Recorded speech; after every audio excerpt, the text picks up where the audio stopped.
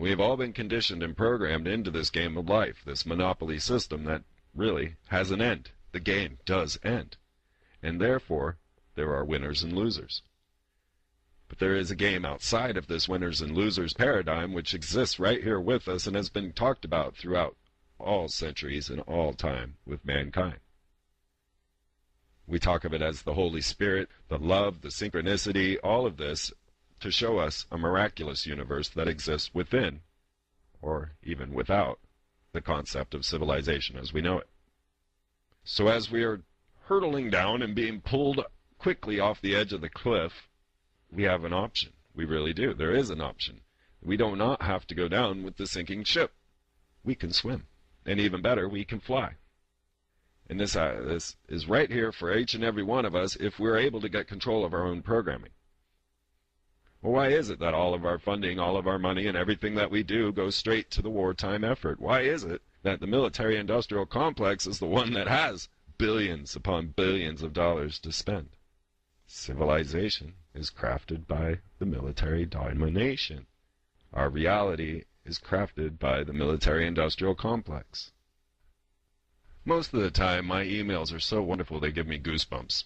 Most of the time, I get blessed messages of people telling me that I've helped guide them into a new understanding of the universe where there is miraculous forces guiding and helping and loving humanity into a new form of existence. Most of the time, I get such messages. Some of the times, I get something like this. Go out and smell the flowers. Enjoy life? Are you nuts, Freeman? The sky is covered in chemtrails. There are military jets flying over day and night, spraying us with chemtrails. The flowers you enjoy are polluted with this chemical filth. In fact, the entire planet is polluted. The Illuminati are planting bombs all over the planet, blowing to bits, killing and maiming innocent men, women, and children. What about the Palestinian concentration camp? What about the millions of children being abducted, sodomized, tortured, and murdered in satanic rituals every year? What about the genocides called Afghanistan and Iraq? And then there are all these people on the streets that you say are so wonderful. These wonderful people are slaughtering and enslaving millions of animals every day. They enslave animals and call them pets. This planet is a total effing nightmare. You talk of love. F your love. These evil Illuminati bastards love you to love them. What about showing some empathy for people and animals being enslaved, tortured and murdered and starved to death?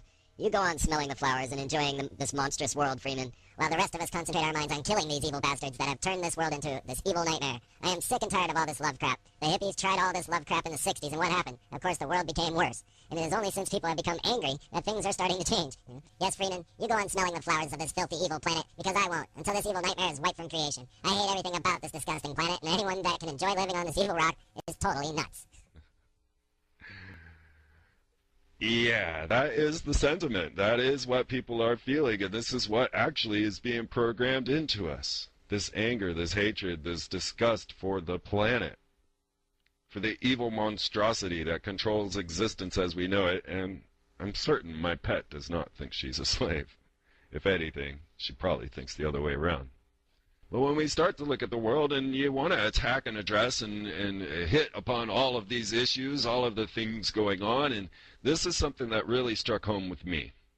Now, I traveled this nation from about 93 till 99, and I did find a wonderful world out there. I did find nothing but amazing, generous, loving, nurturing, caring people. It is my karma to find such things, I believe, but still, I know that there was more good than bad. And as I did travel throughout all of these things, I did start to discover that there was a miraculous force guiding me beyond things that I could possibly understand, leading me to things that I couldn't believe. And then I began to come awake and aware of the political spectrum around me. And as I became informed and aware, then yes, I went through the different cycles of grief that all of us do, and we realize we've been duped. And I felt anger. I felt sorrow.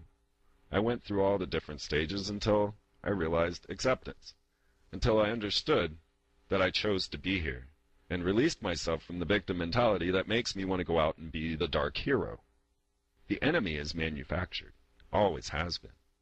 Your hero is manufactured, always has been. So the idea that you're going to fight some force for some other force is showing that you have been misguided. And we can't help it. We've been programmed since children. What are we going to do? We know hardly any different. The more we start to discuss with one another, the more that we meet and share with each other, the differences begin to come. And this is where I differ from many of the people that you listen to in the conspiracy network, and why I am able to speak of love and smelling the flowers. And it's this message that is completely forgotten and left out from the methods of indoctrination that we receive. That's where they lose control. This is the chaos they wish to create order out of. But the chaos functions just fine. Ask any mathematician. There's nothing wrong with a fractaled world. They want to create order out of this chaos. And who's doing it for them?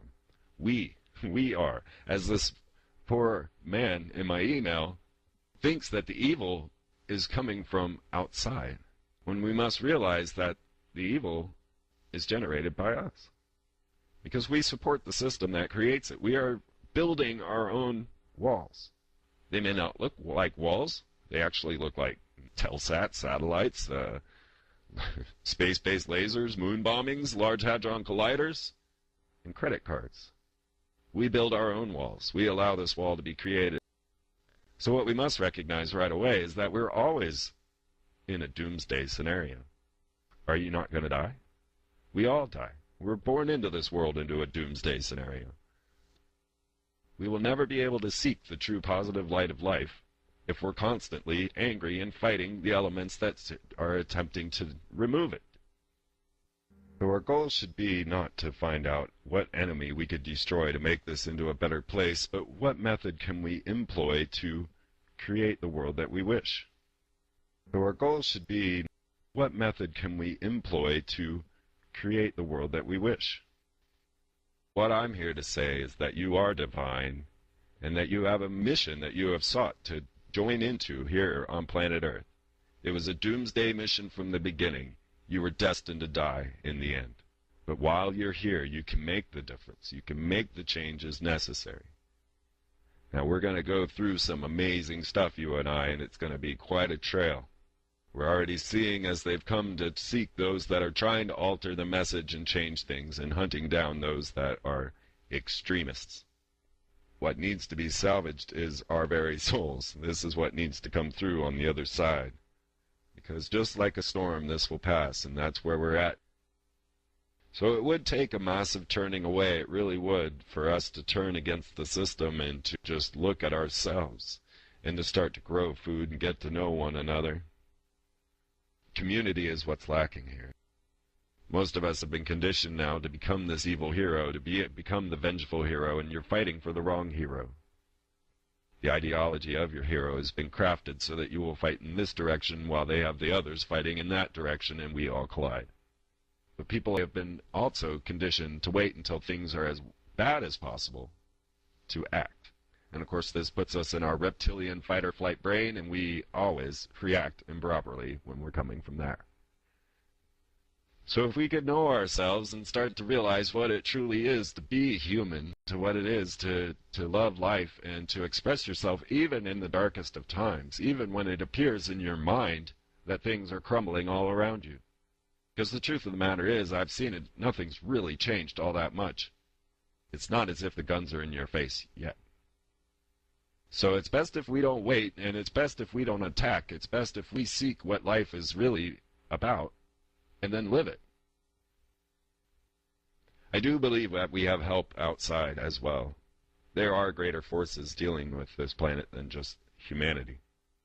There is more to life than just what we see. We must take into account all of the new technologies and advancements in thought that we now have. If we're ready and willing to apply such things to our world and spare and save all those that have come up with the concepts that will change this planet for the better, then we can change. Well, we're conditioned to be fighters. We're conditioned to struggle. We're conditioned to do this in the wrong method. But if we're going to continue in our anger and continue in our fight, then they win, we lose. Change the world. We do not need to fight our enemies to remove them. What we need to do is change our minds.